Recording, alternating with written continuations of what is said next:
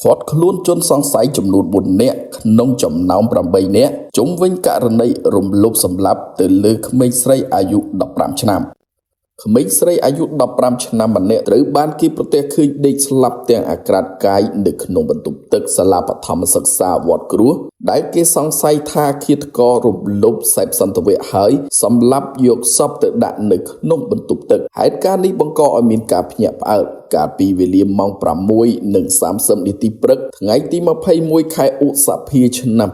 2025 នៅត្រង់ចំណុចសាលាបឋមសិក្សាវត្តគ្រួសក្នុងភូមិគ្រួសសង្កាត់សំរោងខណ្ឌព្រែកភ្នៅរាជធានីភ្នំពេញក្មេងស្រីដែលដេកស្លាប់ទាំងអាក្រាតកាយនៅក្នុងបន្ទប់ទឹកមានឈ្មោះវុធីលីណាអាយុ15ឆ្នាំមានទីលំនៅនៅភូមិគ្រួសសង្កាត់សំរោងខណ្ឌព្រែកភ្នៅរាជធានីភ្នំពេញតាមព័ត៌មានបានឲ្យដឹងថានាវេលាព្រឹកថ្ងៃកើតហេតុនោះមានអ្នកគ្រូម្នាក់បានចូលបន្ទប់ទឹកមុនគេស្រាប់តែប្រទះឃើញសពក្មេងស្រីដេកស្លាប់ទាំងអាក្រាតកាយហើយបង្កឲ្យមានការភ្ញាក់ផ្អើលនិងរាយការណ៍ទៅសមត្ថកិច្ចតាមក្រុមគ្រួសារបានឲ្យដឹងថាជនរងគ្រោះបានឈប់រៀន1ឆ្នាំមកហើយដោយសារតែស្ថានភាពគ្រួសារក្រីក្របន្ទាប់ពីឈប់រៀនក៏បានទៅធ្វើការជាអ្នកមើលកូនឲ្យគេហើយឮដំណឹងថាឪពុកមិនស្រួលខ្លួនក៏មកផ្ទះរយៈពេល5ថ្ងៃប៉ុណ្ណោះដោយឪពុកបានទិញខ្សែកផ្លាទីនតម្លៃប្រមាណ$100ឲ្យតាមក្រុមគ្រួសារបានដឹងថា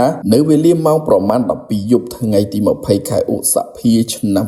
2025 ក្មេងស្រីរងគ្រោះក៏បានចាកចេញពីផ្ទះតែពុំបានចាប់អារម្មណ៍ព្រោះកន្លងមកគាត់តែងតែទៅដេកផ្ទះមិត្តភ័ក្តិលុះព្រឹកឡើងមានការភ្ញាក់ផ្អើលនៅពេលដែលអ្នកគ្រូចូលបន្ទប់ទឹកក៏ប្រទះឃើញសពដេកស្លាប់តែម្ដងតាមប្រភពព័ត៌មានបានឲ្យដឹងបន្តថានាវេលាម៉ោងជាង 12 យប់មានមិត្តភ័ក្តិជនរងគ្រោះខលហៅតាមក្រុម Facebook ហើយឃើញជនរងគ្រោះលើកនឹងប្រាប់ថាខ្លួននៅផឹកជាមួយមិត្តភ័ក្តិប្រុស2នាក់មិននឹកស្មានថាព្រឹកឡើងជនរងគ្រោះត្រូវបានគេសម្លាប់បែបនេះបន្ទាប់ពីមានការភ្ញាក់ផ្អើលសមត្ថកិច្ចជំនាញក៏បានចុះត្រួតពិនិត្យកន្លែងកើតហេតុនៅក្បែរបន្ទប់ទឹកនោះគេឃើញមានស្បែកជើងជនរងគ្រោះស្បែកជើងផ្ទាត់ប្រុសម្នាក់ដែលគេសង្ស័យថាក្មេងស្រីរងគ្រោះត្រូវបានឃាតករសម្លាប់រួចវាយសោរនាងដៃចូលបន្ទប់ទឹកយកសពជនរងគ្រោះទៅដាក់ក្នុងបន្ទប់ទឹកទាំងអាក្រាតកាយទោះបីជាយ៉ាងណាក៏គេពុំទាន់ដឹងថាជនរងគ្រោះត្រូវបានឃាត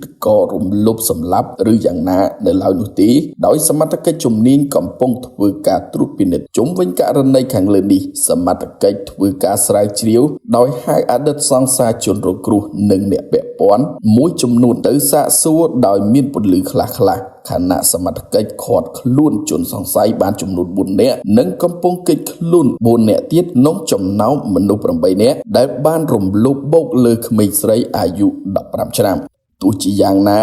នេះគ្រាន់តែជាព័ត៌មានបឋមប៉ុណ្ណោះ